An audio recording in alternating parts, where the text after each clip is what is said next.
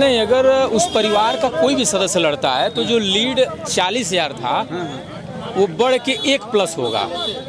व्यक्ति लगातार 18 सालों तक जनता के बीच नहीं आया, वो कौन सी लोकप्रियता थी कि वो लगातार जीतते रहे? फिर वो जेल में रहे, बेटा चुनाव लड़ा पहली बार उनकी सीट पर तो चुनाव जीत जाता। तो क्या लगता है ये जो बाहर छवि है, हम तो लखनऊ से आए हैं, तो ये जो बाहर छवि है वहाँ के लोग, कुछ लोग ये कहते हैं कि नहीं वहाँ उनकी लोकप्रियता अच्छी इसलिए वो जीतते रहे, इस बार फिर चुनाव होगा तो फिर जीतेंगे, कुछ भी कर ले, कितना हो कुछ चक्र उनके परिवार को। मान लीजिए अगर मिल्कीपुर में बेईमानी हो गई और जगहों पर बेईमानी हुई, मऊ जैसी जगह पर बेईमानी संभव है? लगता है आपको बेईमानी हो जाएगी?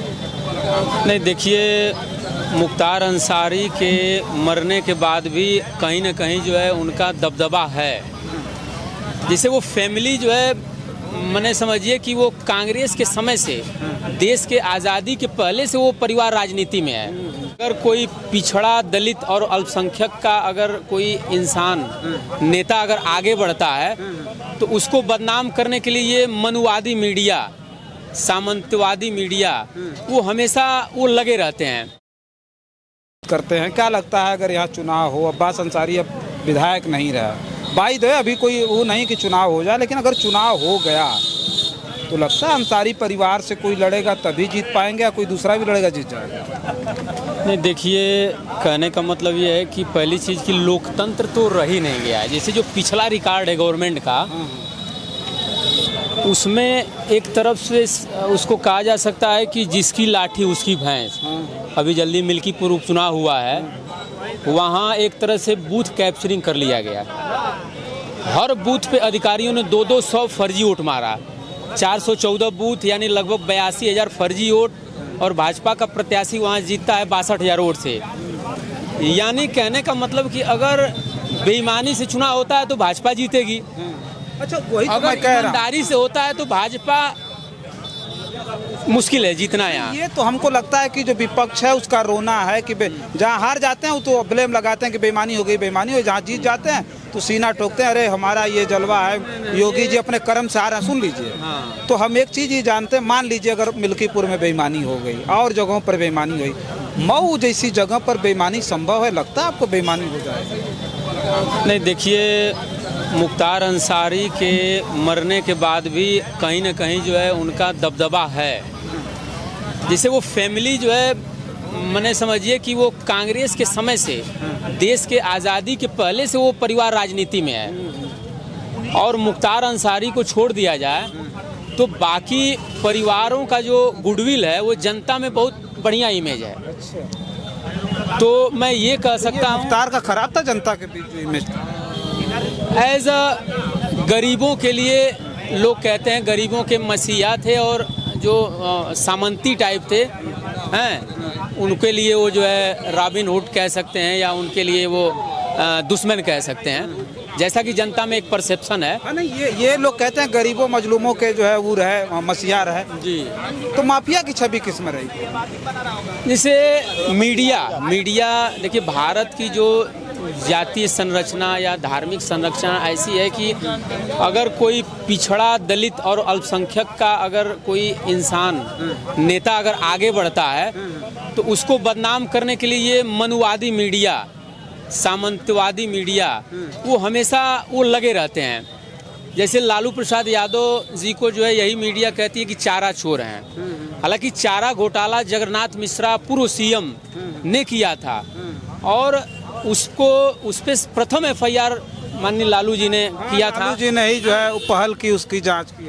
हाँ, सेम आप आ जाइए मुलायम सिंह जी पे, गोली चलवाते हैं नृपेंद्र मिश्रा, उन्होंने एक्सेप्ट भी किया है कि नहीं, उन्होंने, मुलायम सिंह ने नहीं कहा कि मैंने आप गोली चलाओ, और बदनाम किया जाता है कि मैंने, इन्होंने ये किया। तीसरा आ जाइए अखिलेश जी पे कि अखिलेश जी क्या हैं, टोटी चोर हैं।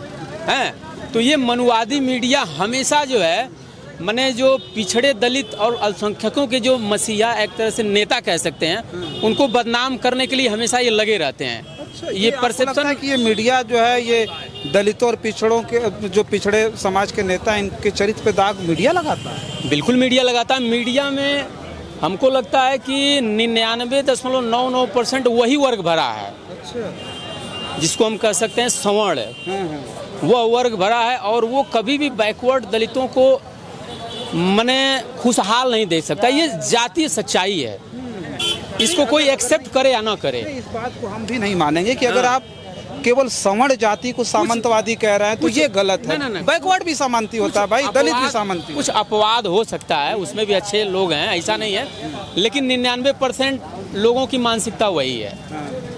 अपवाद के तौर पे बहुत सारे बीपी सिंह जी सामंतवाद को हम केवल जाति से नहीं जोड़ सकते। हाँ। जी, सामंतवाद को केवल हम जाति से नहीं जोड़ सकते। भाई सवर्ण है तो यही सामंती हो, नहीं बैकवर्ड में भी सामंती। 99% लोग ऐसा हैं। 99% लोग ऐसा हैं, तो वो मुख्तार अंसारी को माने माफिया या तरह तरह की संज्ञाएं लोग देते हैं। तो चूंकि इसलिए कि वो अल्पसंख्यक वर्ग है, यही अगर एज वो सवर्ण रहते तो उनको मसीहा के तौर पे पूरे भारत में प्रचारित किया जाता। बहुत अच्छे लीडर हैं। सवाल हमारा यह है कि अगर अंसारी परिवार की जी इतनी अच्छी गुडविल थी, वो दलितों पिछड़ों के आउर है, मसीहा रहे, अगर उनकी जो स्थिति इस प्रकार की रही, गरीबों मजलूमों के जब मसीहा रहे, तो अभी चुनाव हो जाए उपचुनाव, तो क्या लगता है इससे तो उस परिवार के लोग ही जीतेंगे? नहीं, अगर उस परिवार का कोई भी सदस्य लड़ता है तो जो लीड 40,000 था वो बढ़ के 1+ होगा। 1+ मतलब 1 लाख प्लस वोटों से अगर उस परिवार कोई लड़ता है तो 1,40,000 जीतेंगे। ना 40,000 + 60 यानी 1 लाख प्लस। ओह अच्छा, 1 लाख से ज़्यादा होते। ऐसा मैंने दिख रहा है लोगों में। ये है कि मैंने अब्बास अंसारी के साथ जो है ज्यादती हुआ है, उसके पिताजी के साथ ज्यादती हुआ है, सिंपैथी में वोट मिल जाए, सिंपैथी में। चलिए और लोग से बातचीत करते हैं, इधर भी लोग खड़े हैं। क्या लगता है आप भी बोल लीजिए, आप भी बोल लीजिए। शहर अध्यक्ष आपका लीजिए पहले। शहर अध्यक्ष, मैं कांग्रेस पार्टी का शहर अध्यक्ष। क्या नाम हुआ? सलमान जमशेद।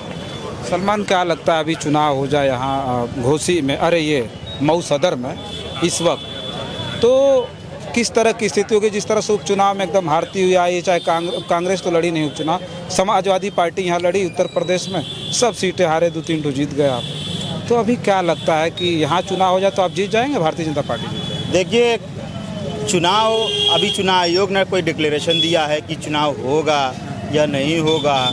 अभी ये कानूनी प्रक्रिया जो थी उससे अभी आगे गए हुए।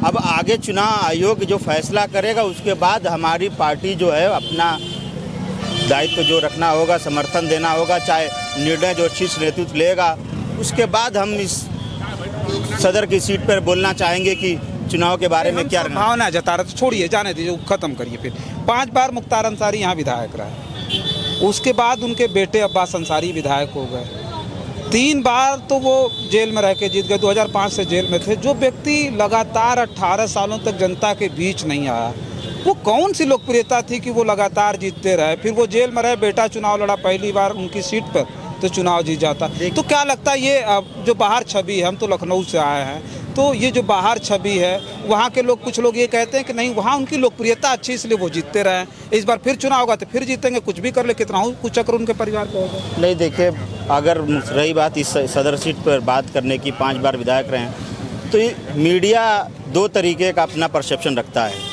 विधायक जो पूर्व थे हमारे मुख्तार अंसारी जी, अब मीडिया 2 तरीके का परसेप्शन रखता है। एक उनको माफिया कहता है और एक मीडिया धड़ उनको मसीहा कहता है। मीडिया की बात नहीं, जनता कहती है भाई मीडिया क्यों मसीहा बता रहा हूँ। तो अब यहाँ पे अगर बात करेंगे मीडिया में तो हमने कभी मसीहा इनको सुना ही नहीं। सब मीडिया बाहुबली, माफिया। अभी उनके जनाजे के बाद आप गाजीपुर, यूसुफ और अहमदाबाद में हजारों मीडिया वहाँ पे गए थे।